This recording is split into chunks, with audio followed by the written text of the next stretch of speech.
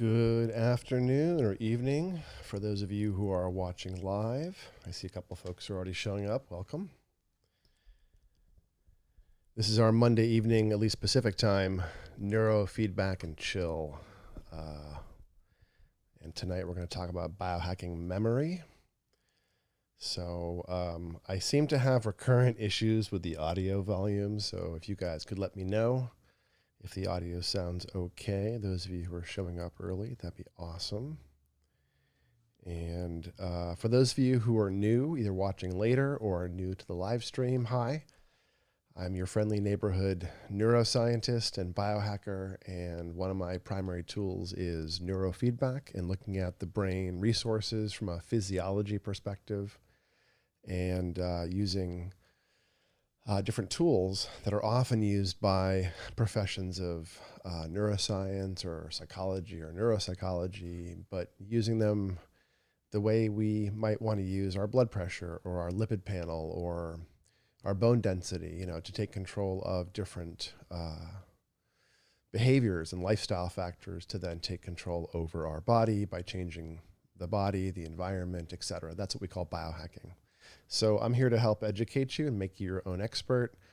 Any of this should not be considered medical advice. Please consult your doctor, your psychologist, etc. before throwing big interventions in. But I want to educate you with the landscape of things you might want to know about and talk about with different providers, especially for some of the more medication or supplement-oriented end of things.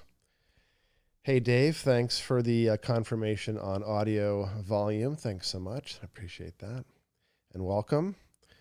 Let me see what we're going to do tonight for neurofeedback. So, again, for those of you who are new, welcome. Please give a like and subscribe so you can be informed when these things go live every week. The format generally is to do some sort of neurofeedback process. I'll do a couple of short sessions on myself and explain what's happening as I go. And at some point during the 45 to 60 minutes, about halfway through, we'll get into talking about the topic details a little bit, some of the physiology, some of the resource limits, some of the things you might want to do to take control. And this tonight is memory. So some of you remembered to show up, which is amazing. Those of you who don't, you can watch this later and get some memory support. All right, so I'm going to configure some eager here, open my client ID file. For those of you who are new, eager is neurofeedback software. It's real-time signal processing software that you can tie different brainwave measurements to, so that as my brain does different things moment to moment, some of those things will get applauded back as auditory and visual events. And my brain will have to sort of stay in range or keep trending in range to keep events going. That's the training process itself. So right now I'm set up to do a C4 minus A2. It's called an SMR protocol. And I'm going to reward 11.75 to 14.75, which for me is probably a good SMR tonight. And I'll do it for 9 minutes. That's fine. And then I'll do a Vertex protocol, CZ. Yeah, that's fine too. And that reward is a bit slower on the Vertex to help with sleep. 2032, yeah, that's fine. And both of these protocols, I'm inhibiting 4 to 7. So I'll explain as I set up what all of that means.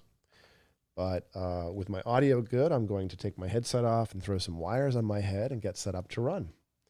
So tonight we're using, for an amplifier, I've got a UWIS 4-channel, pretty nice little basic amp. I like them quite a lot when my cat doesn't walk away and steal them. They're the amp that I tend to use. And on this one, the way we set up the sockets, the wires, is black minus red is channel 1, blue minus white would be channel 2, and then the green is the ground socket. In most sort of low density, low channel count EEG, you do what are called bipolar pairs, where you measure one spot compared to or subtracting something else. And those are often the ears or a linked ear, a combined ear, or something maybe on the scalp. So in this case, I'm doing C4 minus my right ear, and then doing CZ, the Vertex, minus my left ear. So some different hemispheric emphasis. But they're both one-channel protocols, and so I'll put them in the same sockets and switch wires over, even though I'm doing two protocols. They're sequential, not at the same time. So headset is down. If my audio goes wacky, please somebody let me know so I can adjust it. And I'm going to put some electrodes on my head and plug them into those sockets. We're using 1020 paste, little electrolyte paste tonight, which is a sticky substance that will travel all over your house if you let it. And we have some simple silver wires. Basic, these are what are called IMA, which is an old brand that's mostly discontinued.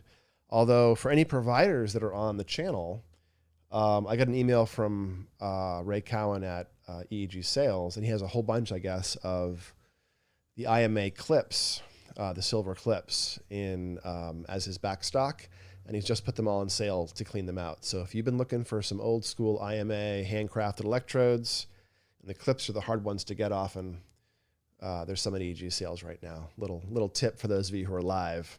So I'm gonna take some of those clips. That's basically what this is what I was just talking about. Little silver double-sided clip, really nice and basic, but very sturdy. And I'm going to coat the inside surface of the electrodes with paste. I'm going to hang the electrode off my head.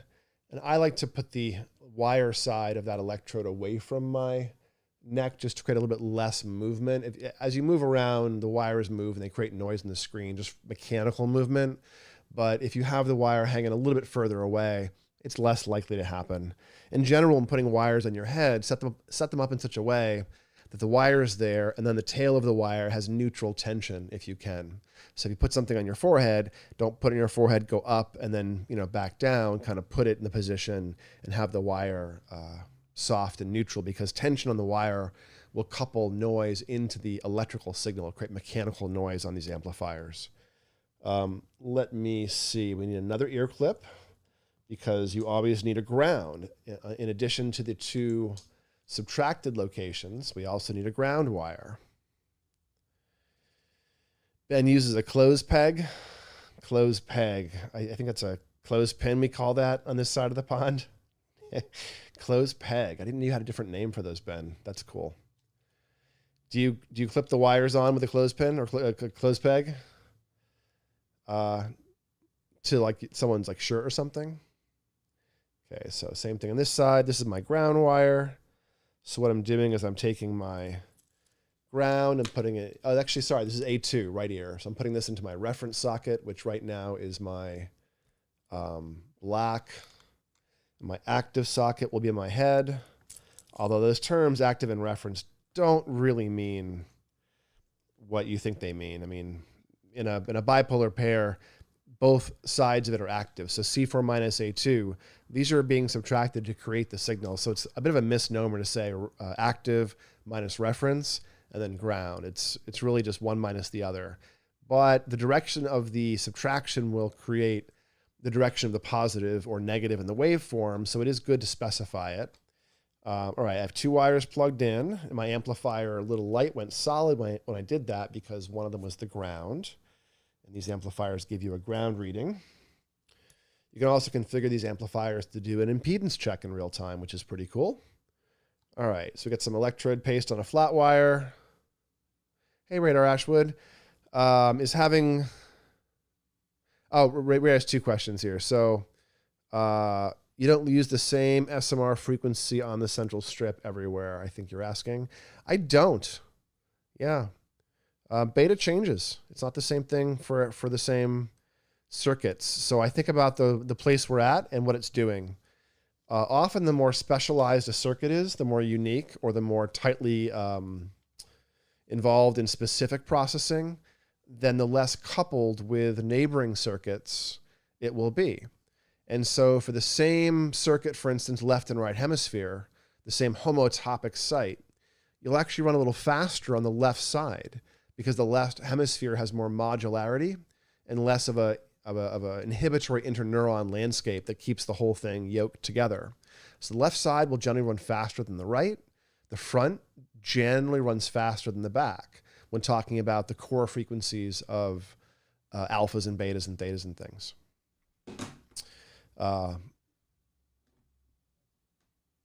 Radar is asking, is having a low SMR frequency usually an indicator that your beta frequency is also low? Not really. I mean, SMR is just kind of what it is for you. Alpha frequency, if that was dipping, that would generally mess with the beta frequency and make that low as well. That might be through fatigue. It could be through other phenomena. It could be natural and healthy. It could be a little off. You'll know through the pattern of other brain waves. So, all right, let me see here. I'm just going to plug this last one into the red socket.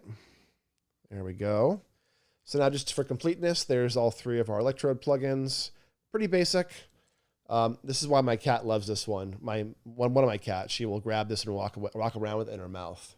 She's a budding neuroscientist. But I'm just going to clip this to my shirt, and that minimizes the mechanical movement on the wires too. All right. Ben uses a clothespin on your ears. Cool, cool. Hey, Elia, what other metals are sufficient for good EEG detection? For passive EEG, for basic EEG like we set up, I would recommend you look for electrodes that are solid metals. That's the only real distinction or the real criteria for picking electrodes. It's using solid metals, not plated.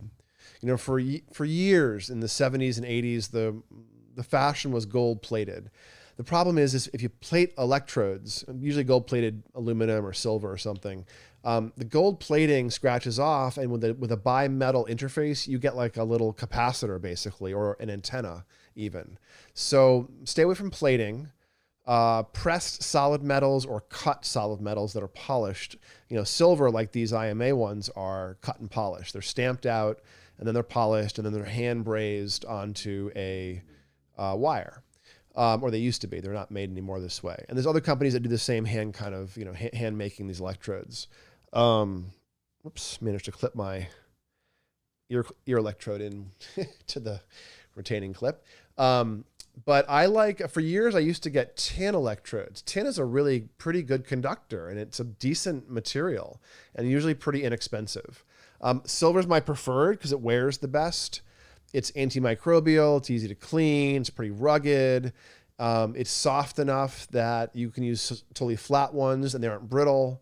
But silver's a bit more expensive than some of the other metals out there. So I would just say just stick with solid metals instead of coated, and you'll be good. You don't need to go to the silver chloride, NaCl, the ones that are little pellets of sintered or heavily pressed in and heated kind of multiple metals in one. Those sintered AgCl or silver chloride, those are used for direct current coupling. If you need to get down to 0 hertz, or in the case of like infra low, infra slow, if you're training at 0.0001 or something, you'll need the DC coupling, which passive electrodes, the kind we're using here, these, even if you sent current down them, they wouldn't be able to send current into your head because of the way the electrical interface is set up. But if you use silver chloride electrode, then the electrical potential you're measuring actually fluctuates across the scalp with active electrodes. Silver chloride are often active electrodes. And you can use active electrodes with, or active DC coupled electrodes with these amplifiers. But there's very narrow use cases and they're very expensive, so I wouldn't bother. So stick with silver, tin, other solid metals if you can, Elia. All right, let's get the session going here. I think I'm all set up. Let's run this. There we go. All right, what game today? Let's see. Let's do something like, I don't know. Let's do Jump Box. Jump Box can be a little buggy in the game. I haven't updated my software in a long time. Let's see if it runs. So initializing in red at the top of the screen.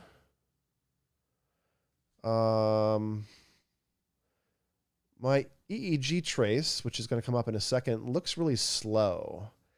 And there's an old bug. I may have been running another piece of software on here. Yeah, the initialization is not working real well. I'm going to quit and restart my amp.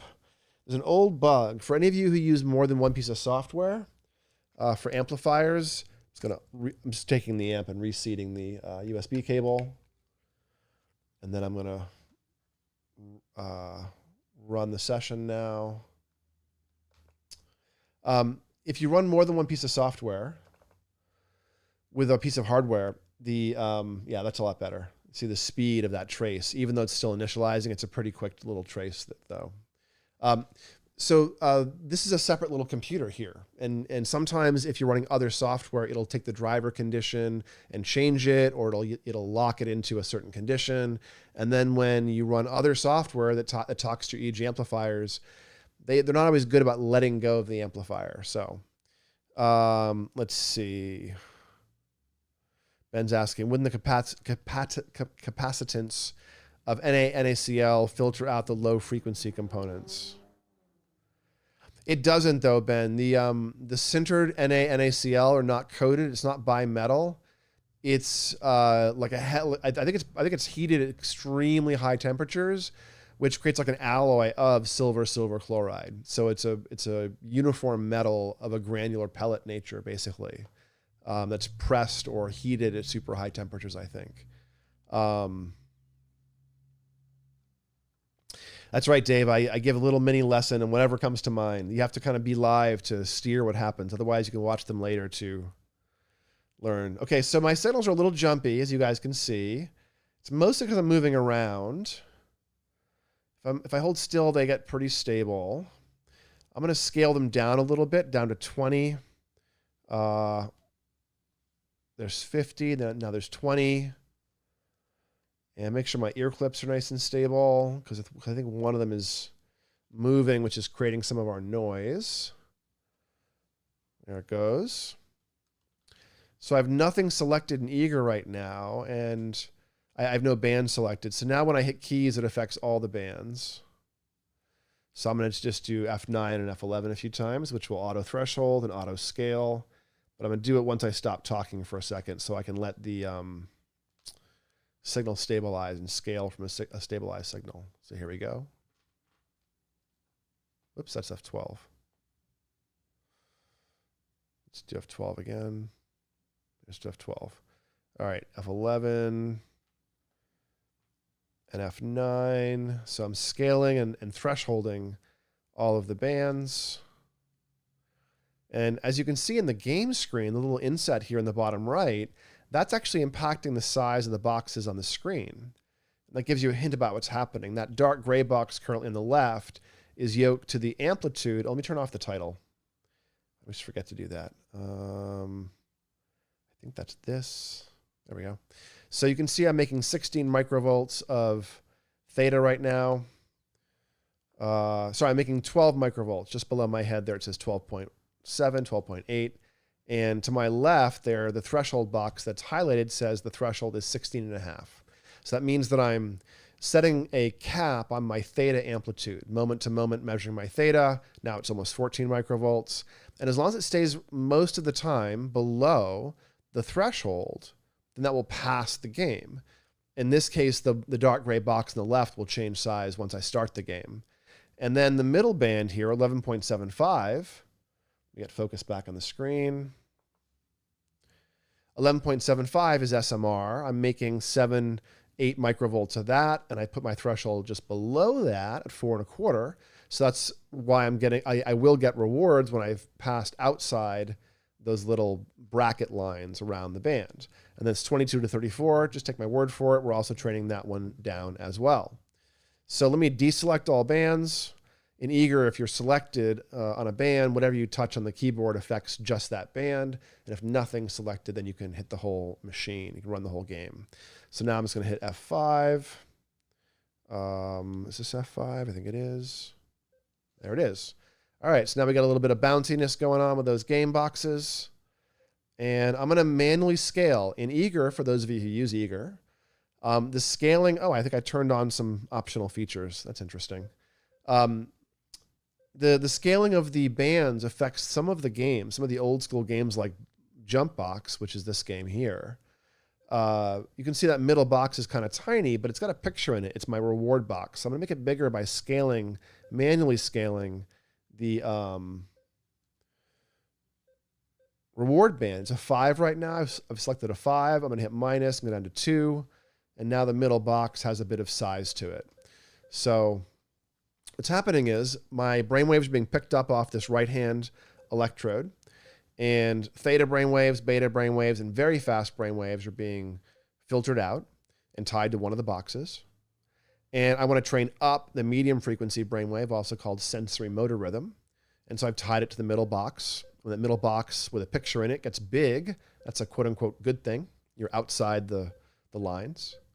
And I want to train down my theta and my high frequency beta. And my theta is yoked to the dark gray box on the left. So when that 21 microvolts on the blue screen gets small, that'll make the dark gray box get small. And then my 22 to 34 high frequency beta is tied to the white box currently. And I apparently have some optional things turned on. I forgot I was fiddling with the configuration. But there's also some vertical bars on the screen. And that's showing me the amplitudes in real time of each filtered band. So this is giving you a visual cue. In this case, it's a little bit redundant with the 3 boxes.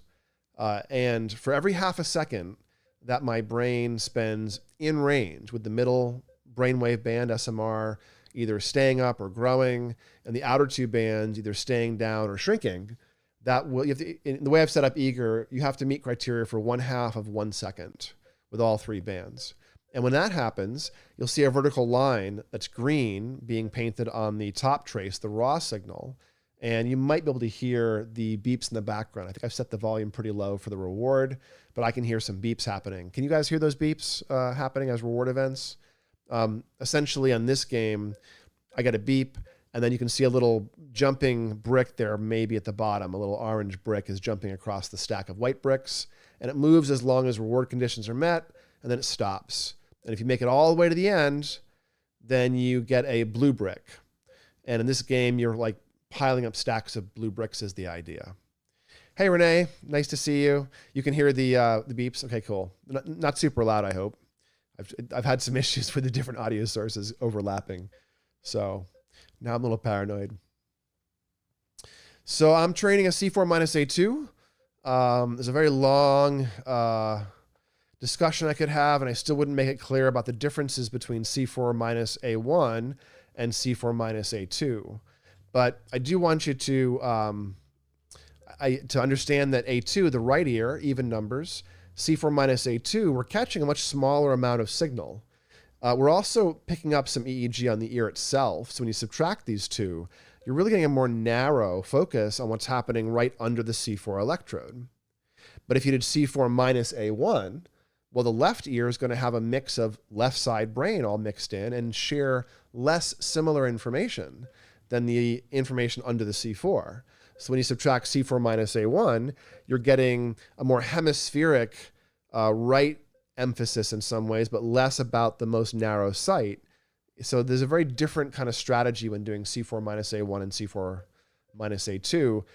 Generally, C4 minus A2 enhances focus a fair bit more and really sits on that supervisory circuit of attention. But C4A1 is a more general, almost global SMR that works broadly. And I'll do another global SMR at CZ, the vertex, after we finish the first 9 minutes here. You can see in the bottom left-hand corner of the screen, that white bar is building up. That's the timer for the first block here. So I'm coming up 4.5 minutes or so. And as you may notice, I'm ignoring the game mostly. You click on the screen to get rid of that flashing yellow box. So I'm mostly ignoring the game, but the brain is smart. Hopefully my brain is smart. And it's noticing, it's hearing the beeps, and it's noticing the visuals coming and going. I have a big giant TV that I'm also showing the game on in front of me at eyeline to get a more of a visual signal for my training. And you can see here that what I'm doing is basically ignoring it, talking to you guys, answering questions. But I'm starting to feel a little bit of a difference. I'm getting a little bit of a boost of energy. I'm getting a tiny little lift in my mood. Been kind of a stressy day, and that stress seems to be softening. Just, don't care quite so much.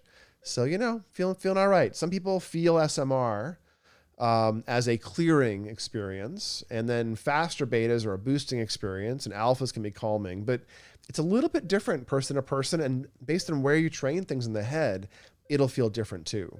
So I'm curious. Thanks, Renee, for confirming that it's faint beeps. For those of you who've trained your own brain, When you do low betas or SMRs, when you do like things in the 12 to 15-ish range on the C strip, I'm curious if you feel it and what you feel. I'm also curious if you feel it in the session that you train it, or is it later on or the next day? So for any of you who train SMR, train, low beta frequencies on the C strip, I'm curious what your subjective experience is. So feel free to share that if you want to share. Ben's saying he generally feels the same effects at any site or frequency, just more or less so. Interesting. What does that feel like, Ben? A tiny bit of like both focus and calmness, maybe? Stomach gurgles and your back snaps. So you're getting some sort of activation from that. Okay. Interesting. Huh. Interesting. So pretty subtle somatic activation stuff. Interesting. Elia's asking, does the reference ear also have anything to do with the orientation of the dipoles? It's a great question. Yes, in terms of the strict question you're asking, you'll get a different dipole because you've measured a different bit of spatial scalp. But I think what you might be asking is the polarity of the signal, the positive and negative aspects of the signal. And no, for the most part, you should still see the same positivity if, the scalp electrode is minus the ear, if that's the direction of the subtraction.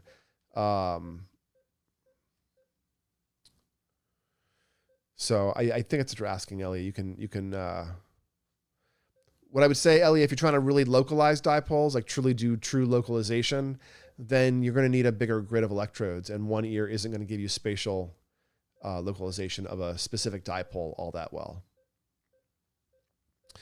Ben, you get all somatic experiences. Interesting. Renee's asking if you've done SMR. Renee, SMR is C4 or CZ, essentially. In the peak brain way, if you've trained in our way, then C4 is almost always an SMR, unless it's a pain protocol, and we call that one C4 alpha. And CZ is always an SMR, the way that we do it at peak brain.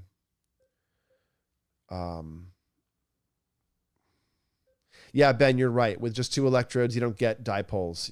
They all average together. You would need like 19 electrodes to start getting voxel level information, and even that's pretty coarse. And individual dipoles, you would kind of need to do a bunch of things. I'd want to have like 70, 80, 126 electrodes, something like that, some dense array. And then honestly, I'd not want to do dipoles on source generators. I'd rather do dipoles on like an ERP or something, because it's a much more discrete signal against the chaos of the endogenous EEG. So dipoles are the generators, essentially the electrical sources you can pick up at the narrowest level. And they probably are at least the level of the microcolumn. They might be larger, multiple microcolumns contributing one electrical signal, one discharge at once. So HD Recorder is asking about memory. We'll get to that shortly. Let me switch myself over. I have a C4 going now. I'm going to put a CZ on. Need some more paste. Radar saying he feels SMR in session, typically calming. Yep. A little bit of windshield wiper fairy. A little slumped over, heavier. Yep. Oh, and then some blood flow moving. Interesting. Elia much more fatigued and drowsy with C3. Elia, you're probably training too fast. If you feel drowsy at C3 and you can't keep your eyes open, you're feeling waves of fatigue, just drop the frequency a little bit. 1/4 hertz, 1/2 hertz. You're probably overshooting what you really need. So you guys saw I didn't bother like doing anything beyond just like moving the wire. I haven't even changed the session yet, and the system's flexible enough to get over some noise.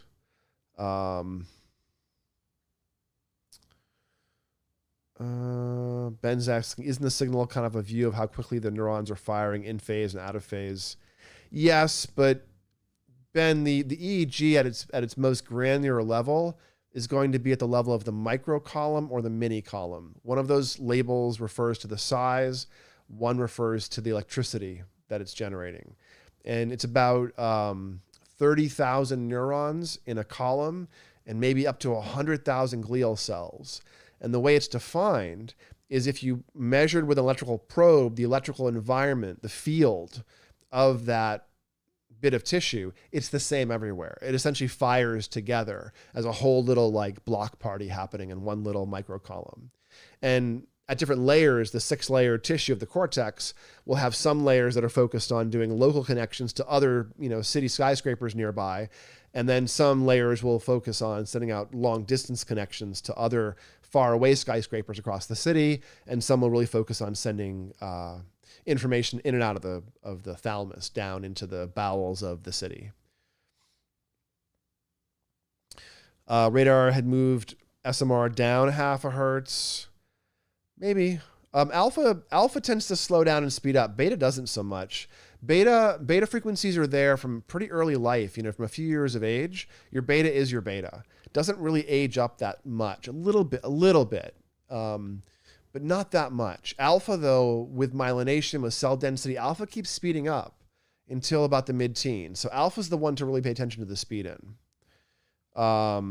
Let me start this next session and then maybe bring up some of our notes and talk about memory. Where's my mouse? It's hiding. There it is. Okay, so let me click on eager. And then to advance to the next session, I'm going to function F5, which is, I think, this one. Yep, upper left change to CZ. F5 once more, we'll start. There we go. I'm going to F11 as well. Just to auto threshold. And I didn't auto scale F9 because in this particular game, if I had done F9, F11, F9, that will change the boxes in the screen. So any of you guys who are using eager, we always tell you to F9, F11, F9, and then F5, to jump in. And that's to move all the auto scales and thresholds around whatever you're making, to move the computer next to your brain.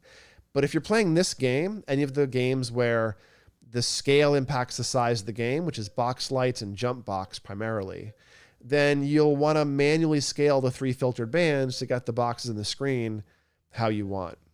Also, if anyone's curious and wants to learn how I'm able to put picture-in-picture over eager doesn't allow this typically, but I'm doing this. There's a couple different ways you can do this that aren't that difficult to do.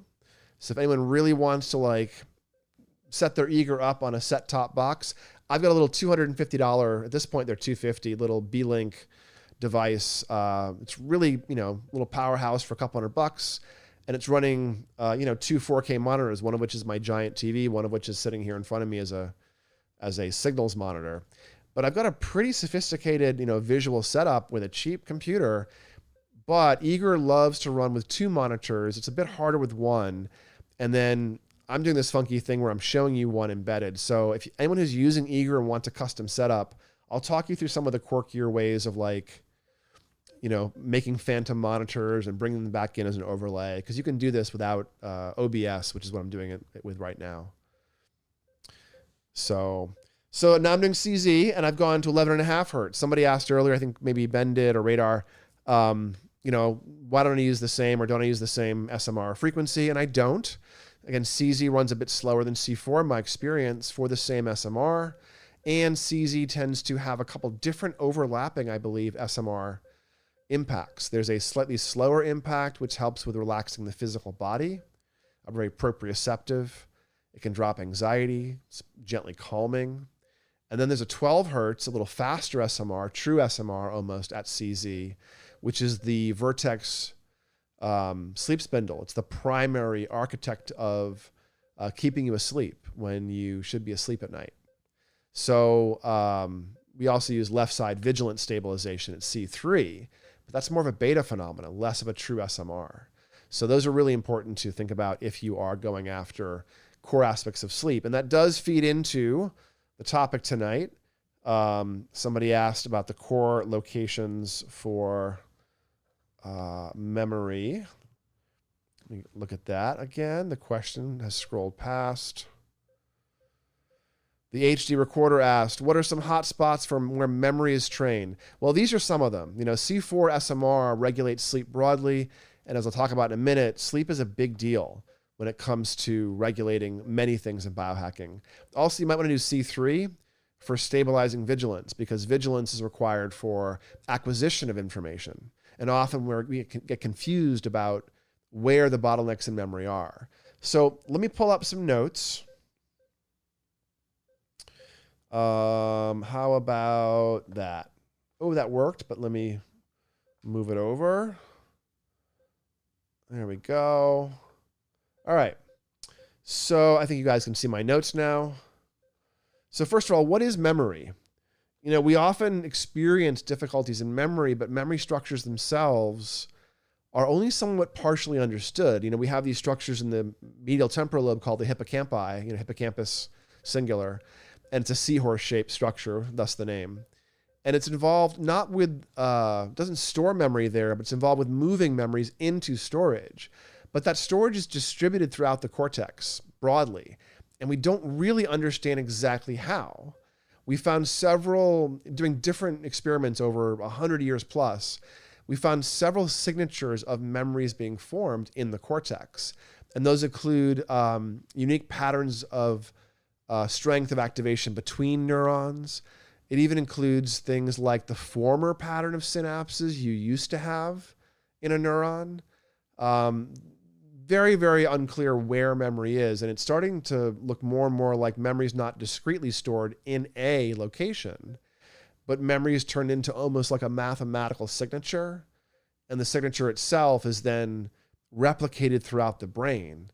This term is holographic memory. There's some evidence of that memory becomes this resonant signature of information. We also don't seem to have any limit of storage. Experience of memory is one thing, but if we drop back down to the bit depth, the storage information depth of the system, basically information's at the level of the synapse. And it can be both analog and digital because you can have concentration gradients and firing rates. It's very, very complicated, but that's the bit level, the finest grain level, be it analog or digital, is at the level of the synapse. And so, Renee, engrams are the idea about memory storage, but we don't really understand them. They're very elusive in terms of finding them. So at the level of the synapse, we have this, 1 or 0, if we ignore the analog for a second and just think about the digital signals in the brain. And every neuron can effectively make a connection to any other neuron it wishes to in the brain. It has that ability to grow new arms and make connections. And many neurons, most, are multi-armed. They have many, many, many, many, many connections, and they go out to other neurons and tie into other parts of the brain. And so the brain has north of 100,000, north of 100 billion. I'm blanking on the numbers. I'm thoroughly dyscalculic. I think it's 100 million, I think, neurons. And it's conservative. I think the number has been estimated up to 200 million, but something like that. It's a large number. And the glial cells far outstrip the number of neurons.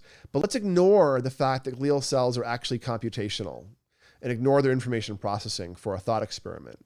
And let's ignore the idea that every neuron can talk to every other neuron that it wishes to. Let's just think about it talking only once. Neurons can be recurrently connected, multiple synapses to the same neuron, et cetera. Let's ignore all that. Let's just think about every neuron talking to each neuron as like a bit of math. I don't love math. But thankfully, this is not discrete math, because if you look at the information density, what we're talking about is the number of neurons in the brain raised to the power of the number of neurons in the brain.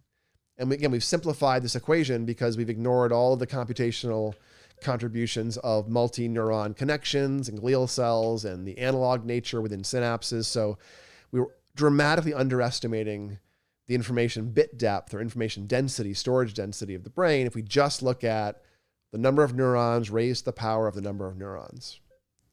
But that number, neurons raised to the power of neurons, comes out to a number that's larger than the estimate of atoms in the universe. Which means we have the capacity to store more stuff than there will ever be stuff. So there's sort of no limit in brain information flow. And there's been cases where people have lost huge chunks of their brain, and the brain has done really unusual reorganization and created different information densities and different information architectures. There was a case about 20 years ago, somebody waking up in the UK from 20 years of a coma with hydrocephalus, water, swelling in the brain and in large ventricles. and he had about 5% of his cortex left. And he woke up completely cognitively intact. And they looked at his cortex after he died years later and found that the way the cells were connected was quite different than typical, much more densely, much more heavily interconnected. So the brain has a rather magical ability to do huge amounts of information storage. It is a billion, it's 100 billion, Ilya, is that the number? Well, whatever the number is, number of neurons raised the power of number of neurons. It far exceeds any need you'll ever have to use all that information. So you got plenty of stuff. So I don't want to hear any complaints. All right, let me unhook myself while I'm giving you guys a few more, hopefully, bon mots here. Let me move my notes over so they're not sitting right on top of that logo. There we go. That's good enough. All right, so hippocampus moves memory into the cortex. However, that doesn't really talk about the resources and processes that we use. And when we talk about memory, when someone says they have a problem with their memory, for instance, a lot of the time, they're not talking about memory. In fact, I would say the majority of the time when someone talks about memory, what they really mean is some other resource that is limiting their experience of memory. It's not their memory itself. For example, if you have ADD and you're kind of a space cadet, then you'll drift into alpha and not encode information because you're inattentive. And so stuff doesn't get in. So yeah, it impacts memory, but not really the architecture or process of memory. It's attention. And then the really big one that many people feel is memory is a speed phenomena, delayed recall. If you're having trouble with word finding, name retrieval, tip of the tongue, hunting for information that later on shows up in your mind, that's a speed phenomenon. It's a timing of the alpha. It's very, actually not very much to do with your memory itself. It's more about how well you can use speed of processing to load things into the short-term, non-rehearsed scratch pad of the brain called working memory. You can think of working memory kind of like RAM in a computer, where it's holding the active stuff in your mind.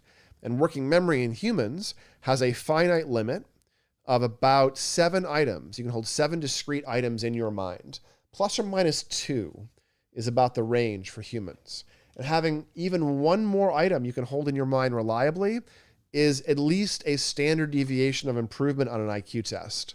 So working memory is a big piece. I mentioned this in my Hacking Intelligence, I think, a couple weeks ago. But working memory is a big aspect of what our experience is of thinking. And so it's very, very heavily involved with our experience of memory. But it's not really a form of memory. It's a transient, storage space. When you go to sleep or you have a new thought, it's turned over into the next item, very much like RAM is in a computer. And so what ends up being a limit on working memory is speed, how well you can grab words and language and names and load them in rapidly, but also how well can you protect that space? If you have 7 slots of information, but the next thing that comes along pulls information out of your mind, then you're not protecting your working memory very well, and you can't hold things in your attention, in your mind. And so you'll have a really hard time. You might retrieve information, but it won't stick. It'll slide right out. You'll be able to really have good access to your memory. And in that case, you'd want to be working on either bringing up the beta tone for the more powerful working memory, or perhaps more likely bringing down the theta so that either in the front midline itself or the C strips, you have better inhibitory tone. You can protect, you can control what comes in and out of your mind more reliably if you can control your theta. So those are, not true memory structures, but they do impact our use of memory. You can see in a brain map, you can see these features, these blobs of, change in power. You can also see your alpha speeds changing, going up or down, suggesting features of speed of processing. When you really get into true memory structures in the brain, into the hippocampal structures, those are pretty robust, but there are some things that can impact them. The biggest among them is chronic stress. High cortisol will actually dampen hippocampal plasticity aggressively. And if you're chronically stressed for a long time, that drop in brain-derived neurotrophic factors, BDNF, is one of the biggest drivers of reduced learning and memory, but also depression. You can see a smaller hippocampus in depression and higher levels of chronic cortisol. So cortisol, just like blood sugar or insulin or many other sort of hormone signaling type phenomena, needs to be oscillatory, needs to go up and down. So going up and staying up in cortisol will make your hippocampi atrophy and have significant issues with how well you can both store and retrieve information later. So there are some things you can do. Concentration practices and meditation may be able to really dramatically impact both speed of processing and cortical thickness with aging. You can also do neurofeedback. Again, I would mostly look at foundational things. So sleep, stress, and attention, speed of processing, sensory processing, those sorts of phenomena, get them out of the way of memory. Memory takes care of itself largely if you're sleeping deeply, have a smooth and fast mind, and can control what you think about. Memory's not usually in the way. It may be, though, you could have core memory phenomena. If you do have true memory issues, the first things you tend to notice, and the biggest phenomena that tend to happen for the first few years, are difficulties with episodic memory. Experiences you've had become harder to access, and you forget that you've done these things. Not like what your partner said after dinner last night. That's maybe just fatigue or attention. It's more like when you forget your graduation or your kid's wedding or stuff like that. When you forget experiences you've had, that's episodic, and that is true memory. So you can work on some of those phenomena. If you're experiencing episodic memory, now again, the foundation of stress, sleep, and attention is necessary. It's important to work on that stuff, and I encourage you to do so. But beyond that, you can get deeper. So you can look at programs like the Apollo Health Program. Dr. Dale Bredesen did a bunch of research years ago looking at metabolic impacts of all the things that drive brain aging, especially dementias, and found 38 factors that will accelerate brain aging. And went through a whole bunch of very impressive case studies, taking individuals and addressing those metabolic needs, and one by one causing massive changes in the brain. So there was case studies showing people with 25% of the hippocampus left, living in memory centers, assisted living centers, locked facilities because they were so confused. And after doing metabolic interventions, moving out of the memory centers with 75% of the hippocampus intact again in like their mid-70s. So there's an awful lot you can do here. So Dr. Bredesen's research is accessible. You can go read it and see all the factors yourself. Maybe you're already deep into biohacking. You can piece together from your existing testing what should be there. But you can also use the company that Dr. Bredesen founded called Apollo Health. And they have the Recode program, which scans for these factors and gives you coaching on it, lifestyle interventions mostly, supplements, that kind of stuff. They have the Precode program. Maybe you're younger and trying to avoid this stuff. Maybe your parents have aging-related cognitive decline. You can spot these things. So my advice is, if you're concerned at all about your memory with an aging context, we'll definitely get a brain map and do neurofeedback, but also maybe consider looking at your metabolic and genetic environment using a tool like the Apollo Health program, or if you're in a different country, a similar program with functional medicine doctors looking at, MTHFR and homocysteine and, oxidative stress markers and all kinds of factors, but you can find them in Dr. Bredesen's research papers as well. Let's see. Some questions here. Radar is asking, what causes eidetic photographic memory and why can't we just train someone to have it? Radar, I'm not sure that it exists. I think it might be a myth. Episodic memory, eidetic memory or photographic memory. I think people have very strong memories.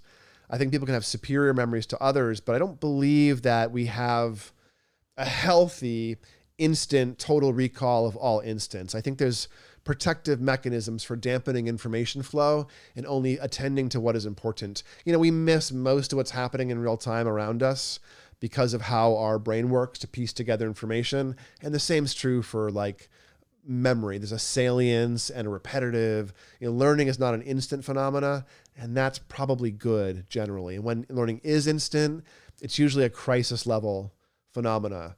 Learning, there's very few things that cause single trial learning. Among them are acute trauma causing flashbulb memories. Usually violence will do that. Acute, unexpected violence.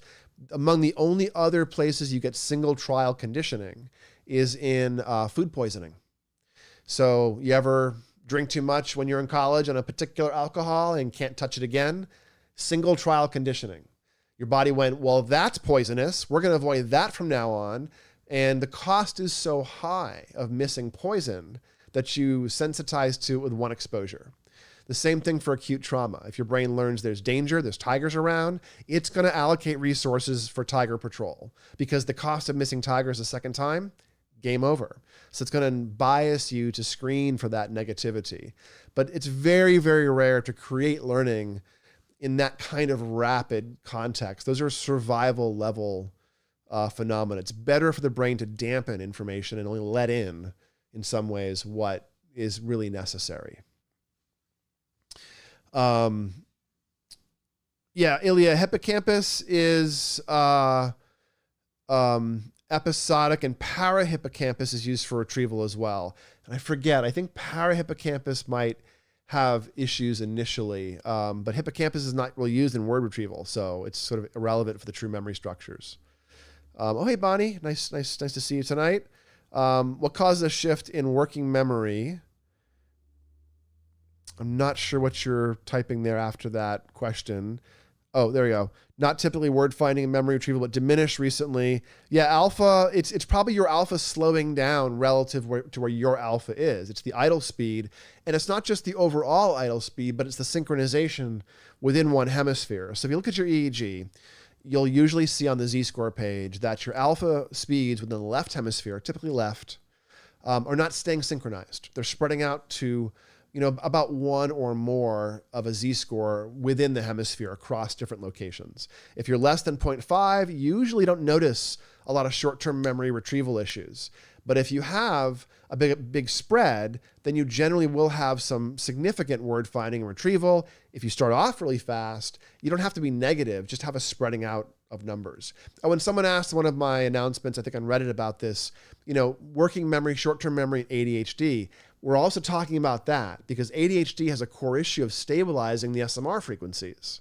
So you tend to get difficulty with that speed of processing as well as with attention.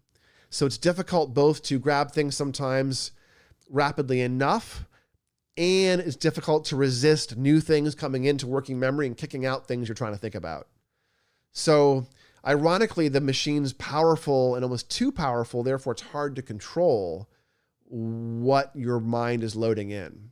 And so there's synchronization issues as the mind throws information back and forth with alpha waves, and there's issues holding information because of squirrel, and stuff gets kicked out. So you can take control over these things. Again, I mentioned a few things already. Meditation's on that list. Neurofeedback, of course, to train these exact circuits. For those of you who don't know about neurofeedback, you can make about a standard deviation of change every other month on working on discrete resources in your brain, which is pretty powerful over time.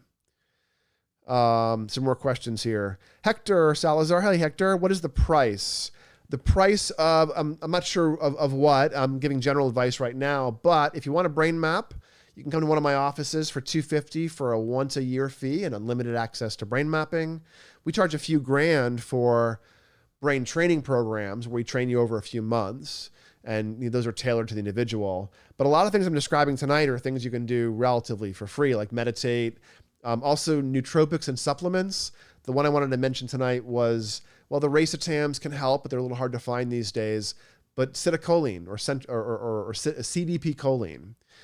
CDP choline, there's evidence that it improves myelination and triggers remyelination when there's been oxidative stress. So it's speeding up the actual speed of the neurons.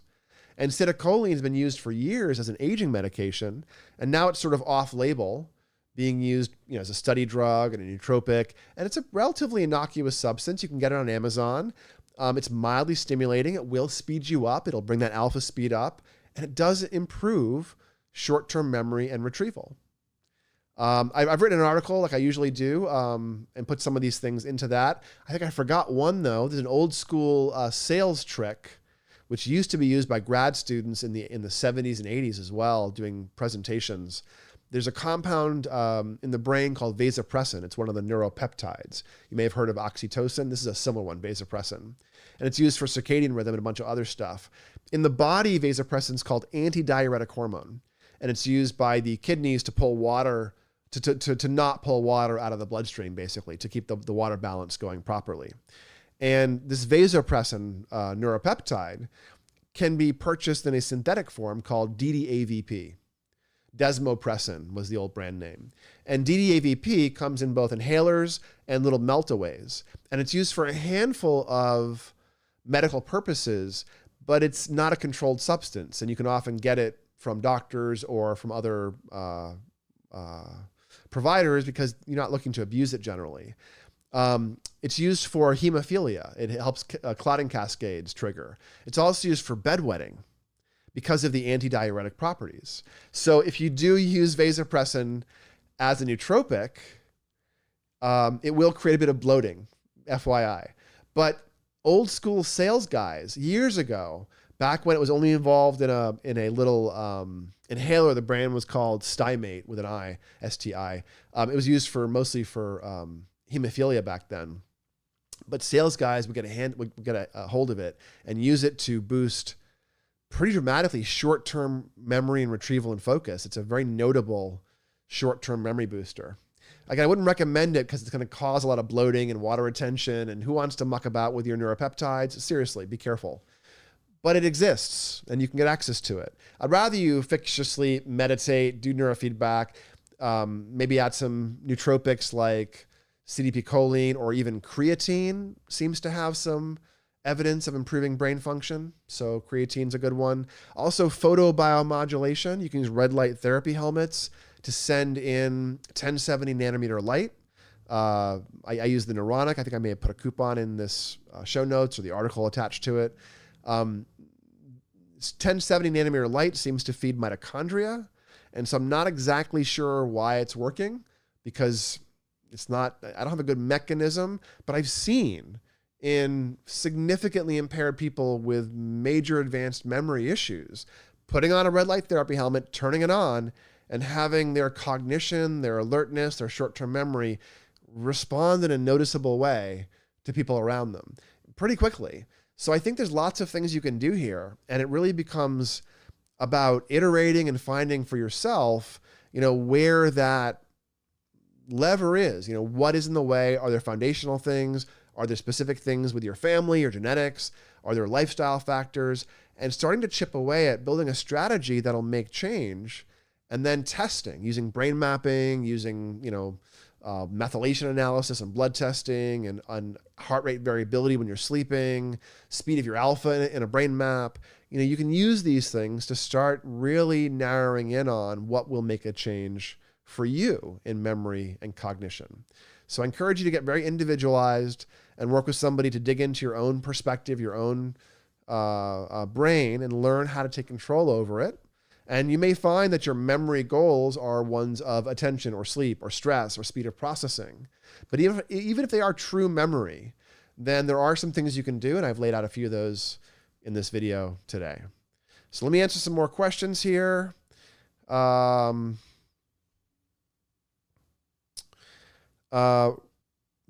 asking thoughts on binaural beats. Radar, binaural beats don't work as far as I can tell. There's lots of papers, dozens, that have failed to find any impact of binaural beats. I've done some double-blind, placebo-controlled work at UCLA trying to find a brain signature of anything. Couldn't find any. And there's really no evidence the human brain contains the frequency following response that is sort of the necessary thing to exist if binaural beats create a driving effect. So auditory driving doesn't seem to be a thing. Photic driving might be. You may be able to drive cells by pulsing light. That seems to be a different kind of entrainment phenomena. But binaural, monaural, auditory entrainment does not seem to be a thing in the human brainstem because of the lack of frequency following response. Some animals do show that response, but I don't think it's ever been demonstrated in humans, and lots of papers have tried to find it, and it's really not a good thing to invest money in. I really believe binaural beats are kind of like a technologically assisted meditation. It's giving you an anchor for your focus, and so it's giving you an opportunity, an excuse, a structure within which to meditate. And so if it works for you, maybe it's another form of guided meditation almost, but I would encourage you to think of it more in that landscape and less about being a magic box. It doesn't do what it says in the tin in binaural beats. It does not create the frequencies in your brain that it says it's going to. So Dave, does red light therapy have a similar application with TBI? It does. Dave, I like to use a metabolic intervention if there's a metabolic need. If someone has TBIs or concussions, if they have COVID or post-COVID phenomena, post-mold or post-Lyme, brain fog because of chronic restless leg or apnea or chronic stress, if there's a significant fog phenomena, often I like to add a metabolic intervention. And while I do have my preferred ones, certainly for different goals and complaints person to person, I like to pick one of 3 or 4 different metabolic things to layer on top of the EEG neurofeedback. And those would include things like hyperbaric medicine, high pressure oxygen dives, or the photobomb modulation helmets, or infrared blood flow training with biofeedback called HEG. I use a device called PIR HEG. There's similar devices called FNIRS. Mendy makes a decent one. Mendy.io makes a nice one. I prefer the passive infrared HEG to the FNIRS, but they're both pretty good. You can also use the hormetic stressor phenomena like saunas and ice baths and those sorts of things. They do make a big difference. So there's a bunch of things you can pursue in that landscape. But when it comes to TBI, you're going to need something on top of the EEG to really get the most out of it, to create the most change, to keep the change going. And if I had my druthers, I'd want someone to do a hyperbaric chamber, a red light, and EEG neurofeedback, and maybe even HEG as well, if the injury is significant. Or many of my clients that have brain injuries, mild TBIs, they haven't had one. They've had like 47 in their career of sport or in their career of being clumsy or whatever it is. So you often get multiple concussions. When it's mild or moderate, it's often a lot of accumulated wear and tear versus a true severe brain injury. You get a focal deficit of function that can be hard to work around with neurofeedback, but you often don't get global difficulties. Global difficulties when someone's had lots and lots and lots of wear and tear because of repetitive injuries. Sports people especially fit this category. So, all right, other questions I might be able to answer for you guys tonight. Let's see. Joshua was saying 40 hertz flicker is well researched. Yeah, I'm saying that light does have some impact, Joshua. I agree.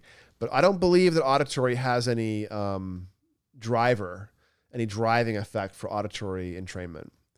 Radar is saying any benefit to trying to train up peak alpha at P4 or O2? I saw a protocol like this. I would not recommend that for most people, Radar Ashwood, unless for you, there's outliers there that make sense based on goals and complaints. Because you don't really want to be getting into tuning the speed of the alpha at a cortical patch level. You really want to tune the alpha speed in the big gross generators, the hubs of alpha. One of them is occipital with the eyes closed, but the speed isn't really important with the eyes closed. The amount is, maybe do alpha theta with the eyes closed for the alpha speed. You get some alpha speed boost if you have an alpha need and you do alpha theta. But the big cortical generator in the posterior is under PZ. So generally to train the alpha speed up directly, you'd want to train up alpha at PZ with the eyes closed. And depending on why you're training it up, you might want to go after some left front and bring some beta up too, especially if it's word finding or mood. Both of those can be served by adding some beta power and maybe dropping the alpha power on the left front and doing some eyes closed posterior alpha training at PZ to bring the alpha up. There's this phenomena too, where if you make extra alpha in the front and you reward it under the big generators in the back, you can yank it out of the frontal lobe and reduce excess alpha in the front without training it. In general, be careful training alpha in a linear way. Alpha tends to push back. If you train it in one direction, it tends to rebound back the other direction after you train, which you can use, but you have to know about it. And it can often be better not to train the alpha directly, but to look at what's going on and go, oh, beta's high, oh, theta's high, and get them out of the way and let the alpha rise if it's low to come into range. The alpha being the index frequency, the middle frequency in some ways of the brain, it kind of resists being trained a little bit in both amplitude and speed. So you got to get kind of sneaky if you wanted to change the alpha speed itself, but it can be done. Yeah, let's see. Radar has more questions. In the case of brain damage, like you just mentioned, would you probably train up 12 to 15 hertz, right? Yeah, maybe 12 to 15 hertz. I mean, I would look at the brain. Brain damage and brain injuries, it's person to person. It's very unique, so especially the worse that it is. If it's low-key, non-specific wear and tear, you can get away with doing SMR, just regular old SMR generally. At 12 hertz, yeah, decrease perfusion. But look at the brain, because how the individual frequencies are falling over tells you something. Also, often it's the extra delta in poor sleep, advanced aging, wear and tear. And you don't generally want to train the delta itself. I was on Reddit yesterday talking to somebody, and it's like, oh, I've had anxiety since I trained my delta down. Oh, you train your delta down? Whoops. You don't do that. Like, that's a really unusual thing to do, to manipulate below 4 hertz. And it can, unless you're training below 1 hertz, which is not EEG, it's infralow, infraslow kind of brainstem frequencies. But you don't really want to be manipulating delta unless you absolutely have to, because you might be in the range of shutting off resting modes or doing metabolic manipulation. You're in the same range as seizures or ictal spike events now if you're training delta. So be really cautious training delta as well. I would say if you're training bands, you can do all of your training pretty much between about 3 or 4 hertz all the way up to about 38 hertz. You never need to exceed, you kind of can't exceed those hertz in some ways. But those are the frequencies, I think, when you're training bands, amplitudes and power and connectivity of individualized frequency bands. That's the range you're training in. If you go below 3 hertz, weirdness can abound rapidly. It can create problems. And if you go above 38 hertz, you're not getting EEG. You're getting mostly noise in your system. It's really difficult to measure above 38 with passive electrodes. So you need kind of complicated systems and setups and narrow asks of your devices to get things above 38 hertz. HD Recorder's asking, how would you go about training SMR or beta at C3? Probably beta. I generally do, I do a mix of things, HD. One thing to think about when doing SMR or beta and doing the precentral gyri, the C3 and C4, they have related roles, stabilization and supervision of executive. And the one on the right uses more SMR, the one on the left uses more beta. But when you train at either site, you get a homotopic resonance in that frequency at the other site. So if you do a C4 SMR reward, most of the effect is happening at C4, but there is a bit of a resonance in the same frequency at C3. So what I often like to do is balance and think about the specific jobs of the tissues you're trying to enhance. In this case, you might do like a left side beta protocol in the upper teens, followed by a right side SMR protocol in the lower teens. And maybe I might even include a vertex protocol, a tiny bit softer, just to kind of act as a center of gravity and to soften the activation that may have been caused by left-sided beta. That's one of my peak brain protocols I call left, right, and center. C3, C4, CZ in sequence. It can work really nicely to create a really nice impact subjectively, but it also is kind of like doing a cross-training circuit. You can hit a bunch of different protocols, and tweaking individual reward bands or inhibit bands will give you a little bit of control over steering a bunch of things at once as you go. Let's see what else. Other questions here. Ben is asking, isn't excess delta the main thing CBRN focuses on? I'm not sure. I do know that CBRN's protocols often reward very slow frequencies, but I believe it's often in the theta range more than in the delta. And I believe she also does a lot of like alpha rebound. I've developed some protocols talking to her, looking at her writing, listening to Ruth Lanius, where I do 8 to 12 inhibits. And I do them in a way that I'm more likely to create a rebound, where you double up on the band mapping to the 8 to 12s and then kind of irritate them into changing aggressively. And you get this rebound effect of 8 to 12 that creates a release of pretty deep trauma for some people. It's a pretty aggressive protocol. I don't use it with everyone. But I'm relying on the alpha rebound there. Sometimes I might train it in a linear way, but I wouldn't start there. I wouldn't start manipulating alpha at the beginning. Delta goes away when you train delta up. I don't think it does, Radar. I think delta goes away when you train beta up or theta down.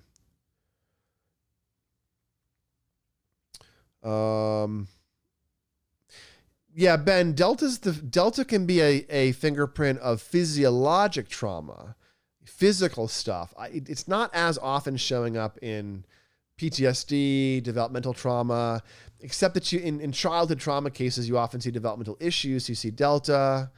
I would say I don't see delta in psychological trauma most of the time.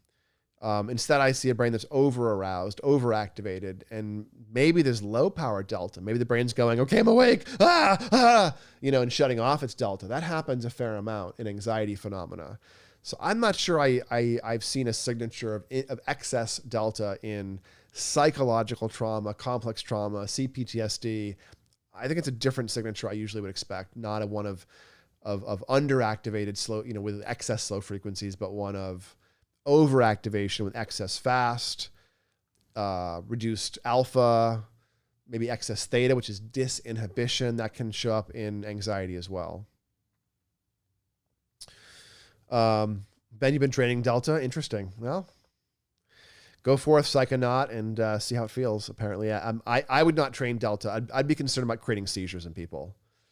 Creating rebound effects or ictal events. If you reward it, I'd be concerned about creating a coherent delta, i.e. a spike, and triggering a seizure. I think somebody could be prone to seizures, and that could happen pretty easily. Radar is asking, should C4PZ be trained eyes open or closed? Probably eyes open. Radar Ashwood, my rule of thumb for eyes open versus eyes closed is the 10 hertz threshold. If you're rewarding below 10 hertz, you can do it eyes closed.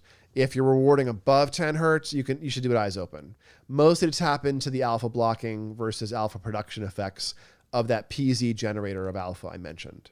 So that tends to be the thing I care about is what is the natural system trying to do? Let's lean into that phenomena, essentially. Ben is asking, do we see anything in connectivity with traumatized clients? Sure. PZ, if it's classic PTSD, PZ will be hyper coherent with other locations, often FZ, often T5, T6 for outside world screening. If someone has an over-arousal phenomena, really, really strong reactive attachment with rage and trouble soothing, you'll see hypercoherent beta everywhere. You'll also see hypercoherent beta in generalized anxiety disorders with sleep maintenance. You'll also see hypercoherent beta in people that are dry drunks who used to drink every day and haven't had a drink in decades. Hypercoherent beta, and they can't downregulate, can't self-soothe and fall asleep. So you see hypercoherent beta across a bunch of different things. It can show up in trauma, in trauma responses. So yeah. Ben is asking for phase has been working a lot better, and you can see it in the delta quite easily. So interested if you can see anything too. Yeah, Ben, I usually train phase by training amplitudes, or going after synchrony as I would have trained phase, or slamming down really, really unusual excessive frequencies, beta spindles or hypercoherent areas to allow phase to reset itself. I don't train phase directly all that often. I play tricks with phase and synchrony. Any of you guys who've trained 2-channel alpha theta with me, which is a sum protocol, that's a phase synchrony protocol because you're summing the raw thetas and alphas before filtering, therefore preferentially selecting for rewarding the two signals being in perfect phase because you get double the amplitude versus perfectly out of phase, no amplitudes.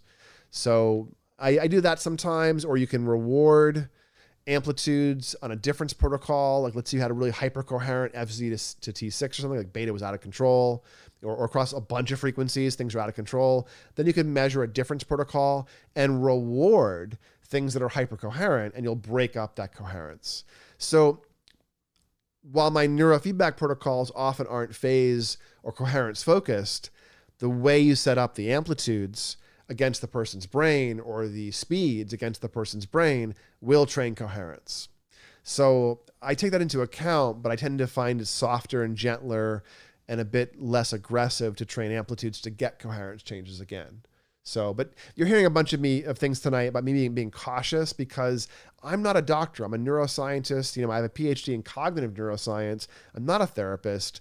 I don't want to be in a treatment role as much as I want to be in a coaching role. So when I'm working someone's brain, my criteria for how tolerable side effects are very, very low. And I want to only really create gentle positive effects and then just keep creating those and move things in a large direction over time versus risking plowing through side effects to get somewhere. You can do that. I have done that, but generally you don't have to do that to get good effects of the neurofeedback. And so I'd rather create subtly positive effects as we go and not risk putting my thumb too heavily on the scale, because it's harder to back out of side effects if you're creating strong side effects rapidly, essentially. It's also not comfortable. Who wants to feel crappy after a neurofeedback session? So don't ignore that. If you feel crappy after neurofeedback, tell somebody. Tell the person who's helping you design your neurofeedback. It means you need different neurofeedback. So let's see. Radar, you can do that protocol, that attachment protocol either way. HD Recorder's asking what protocols would you guess increase IQ or increase academic performance? I don't have to guess. There's several studies showing in teens and college students that just doing beta training on the left and SMR training on the right, classic C3, C4 stuff, raises the IQ across study. There's some studies that show half a standard deviation, some show 1.5. And there's some really interesting work out there looking at aspects of literally IQ as a follow-on effect from training other impacts like attention. So you just focus on executive function and sleep and anxiety, and the IQ tends to come along. So does the memory if it's being bound by one of those things, and you don't need access on the direct, memory structures. Then you should go after secondary interventions or other things, maybe even primarily. Let's see. David's asking when am I going to write a book on protocol, the book on protocol design. I'm not sure, David. I mean, the way that I do it is the way that I do it. And I have been taught by lots of people in the field. I'm not that old, but I've been in the field for 25 years. And that's like half the field of neurofeedback almost. So I've learned from a lot of the founders, and that was my luck, getting taught by all of the old greats over the years, essentially, and being trained in all the systems. But I don't necessarily have the same perspective on looking at EEG, doing neurofeedback, and the brain that most people in the field have. Because I come at this from a deeply clinical, first of all, in the trenches, and then a neuroscientific resource level, and seeing complaints across everything from autism to trauma to drug abuse to aging, I stopped thinking about diagnostic labels, and I stopped thinking about them as I get deeper into physiology. So I'm not sure my protocols would fit well from everyone's perspective. Now, I'm happy to teach people individually that I mentor. I have several people that I mentor in protocol design and looking at brain maps. But it's the sort of thing that I'm not sure I could write a discrete book and have it A, fit many people's needs, clinicians' needs or individuals' needs for protocols, and B, it'd just be a starting place. It would just be an orientation to how I think, because how I think is really the protocol design, not any like recipe book. I will say, Dave, that, and I think you know this, I've shown you some hints. I have an app that I'm building that I'll try to get out to you guys in alpha before the end of the calendar year, which is a fitness tracker for the brain. And a big piece of it is tracking neurofeedback protocols. And so one thing it's designed to do is to help you surface and source your own neurofeedback protocols, because it has a interface where you can look at your brain maps, select locations on the head, and then get some perspective on which Brodmann areas and which regions might be selected. And with a little bit of neuroscientific knowledge or some guidance from somebody like me, you could then turn that into, and what protocols in your style would you use? So I'm going to set it up so Peak Brain will have a supervision program you can load in and get Peak Brain supervision. But it's also set up for people like you, Dave, who can say, oh, I have my favorite 47 protocols. I'm going to load them all in. And then when you're keeping track of your clients, you can have all the versions and variants of your own protocol, and the system set up to allow you to quickly sort of create versions and variants of them. And then later on, do some evaluation about what has actually worked, looking at the history, the sleep, the stress, the mood, whatever's changing. So I'm coming up with this app structure. Well, I've come up with it. It's been in development essentially for decades. But it's finally getting to the place where it'll be usable in the next couple of months. And then it become this sort of, fitness tracker for all you guys who are bio-cybernauts and self-hackers to keep track of things, as well as for clinicians like Dave and me to use as a client dashboard. Because, I do a lot of things like, I trained this side, his sleep changed. I trained over here and his cravings changed. Okay. And I'm looking at tables and tables and tables of data, brain maps and performance tests and surveys and history of training. And I'm going, okay. Therefore, we should now try this neurofeedback. And that's it's a lot to hold in your head all at once. And that's what clinicians do in neurofeedback, is they go, okay, here's a bunch of factors, the brain, the goals, the history, the progress, and they make a skilled decision. I'm trying to get it to the place where the end user, the person who's carrying the brain around, can easily graph this and be like, oh, look, there's my sleep, there's my stress. Oh, this intervention did that. This intervention did that. And this should give you guys the ability at the individual level, as well as the clinical supervision level, to start really moving away from the clinical lore on the one side, or moving away from the hotspotology, just the brain maps on the other side, and really starting to do that mix of developing your own flavor of recipe books that are tied to the science yourself. Because that's really why I do good neurofeedback. I have all the lore and I have some of the science, and I'm synthesizing them. But I'd rather provide a platform for you to synthesize and learn and discover with your population of interest, or the kind of data you use, or the neurofeedback styles you use, what works, versus say, my way is the one way to do it. So I'll make this available. People will be able to turn on a Peak Brain supervision plan and get support from Peak Brain, learn their way, our way, my way of doing it. But more importantly, it'll be a platform where you can take control and develop your own novel interventions and test them and persist them, and then, use that as your own recipe book you're developing over time. So yeah, all you guys who've worked with me with neurofeedback, I think there's several on this channel now who are expressing interest. Yeah, I'm going to make it available as for alpha testing for the Peak Brain community. So if you've ever had a brain map with Peak Brain, then I'll give you access to it in at least a testing capacity. It'll be pretty inexpensive as well. I'm not going to make it a super expensive app.